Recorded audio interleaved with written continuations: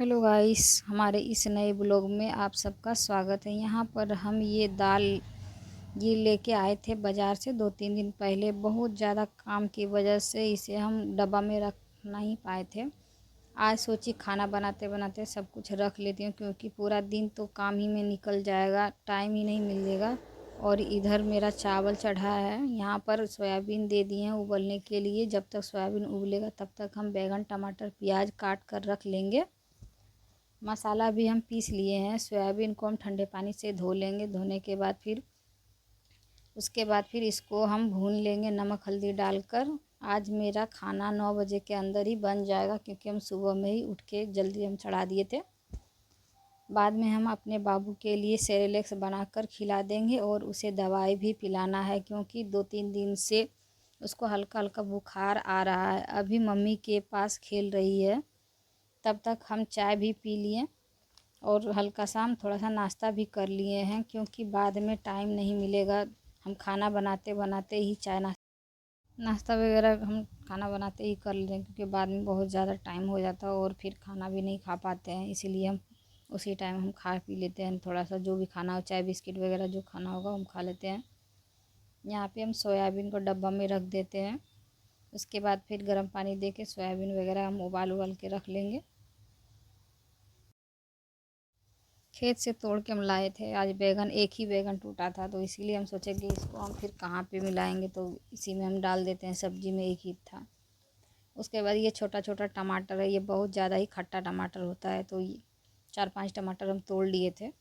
आलू उबाल के हम रख लिए हैं पहले ही। सुबह में ही आलू हम उबाल के रखे थे, 7-8 बजे उबाल के हम रख लिए थे। जब हम चावल चढ़ाए थे उसी टाइम उबाले थे हम।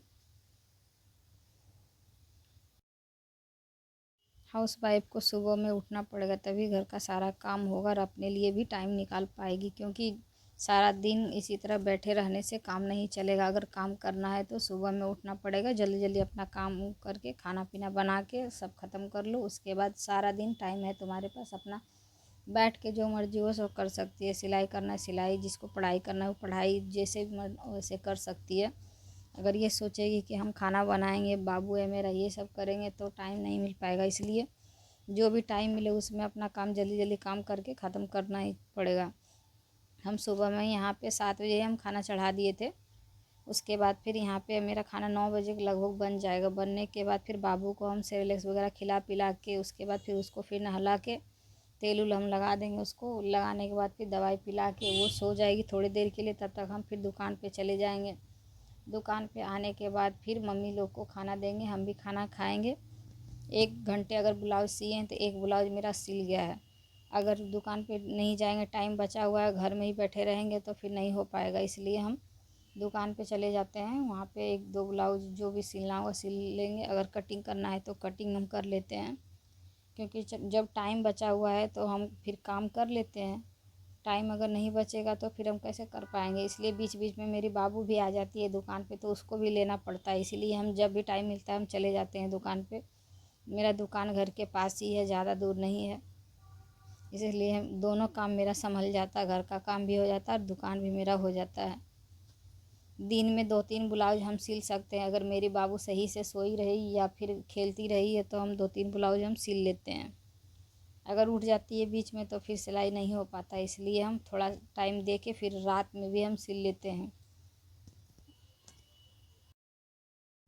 सब्जी तो मेरा यहाँ पे हो गया है। अब मेरी बाबू के लिए हम थोड़ा सा दवाई इसको पिला देंगे।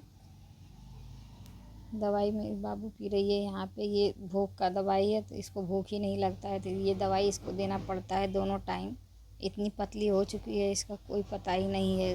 कितना भी इसको खिला दो इसी तरह ये रहती है। उसके बाद फिर यहाँ झाड़ू उड़ू लग गया है, मेरा झाड़ू भी लग रहा है। झाड़ू लगने के बाद फिर हम लोग खाना वाना खा लेंगे। खाना पीना खा के उसके बाद आराम से हम दुकान पे चले जाएंगे। उसके बाद फिर शाम को 5 बजे हम वहाँ से निकलते हैं दुकान से। 1-2 घंटे हमको लग जाता है वीडियो बनाने में। वीडियो एडिटिंग वगैरह करते हैं हम, यहाँ तक सिलाई के लिए और फिर ये ब्लॉग वाला वीडियो, दोनों के लिए हमको बनाना पड़ता है। तो सिलाई के लिए हमको कटिंग का वीडियो या फिर सिलाई का वीडियो दोनों बनाना पड़ता है। वीडियो बनाने के बाद फिर उसको अपलोड करना होता है, थंबनेल बनाना होता है, बहुत सारा। दो दो चैनल हमको चलाना पड़ता है। एक मेरा ये चैनल है, एक मेरा राधा रानी सिलाई सेंटर 1999 उसका चैनल है। उसमें हम सिर्फ सिलाई का वीडियो डालते हैं। उसमें एक शॉर्ट्स, 2 शॉर्ट्स डालते हैं और ये लॉन्ग ब्लॉग भी डालते हैं उसमें। उसके बाद फिर उसमें वीडियो रहता है 10 मिनट 12 मिनट का, वो सिलाई का वीडियो हम डालते हैं। ये वाला ब्लॉग हुआ, ये भी हम डालते हैं। उसके बाद फिर मेरा सिलाई यहाँ पे ब्लाउज़ की कटिंग मेरा किया हुआ था, तो हम सिलाई इसमें हम कर लेंगे ब्लाउज़ का। ये कटोरी ब्लाउज़ है, डबल कटोरी ब्लाउज, क्योंकि गांव में यही ज़्यादा चलता है।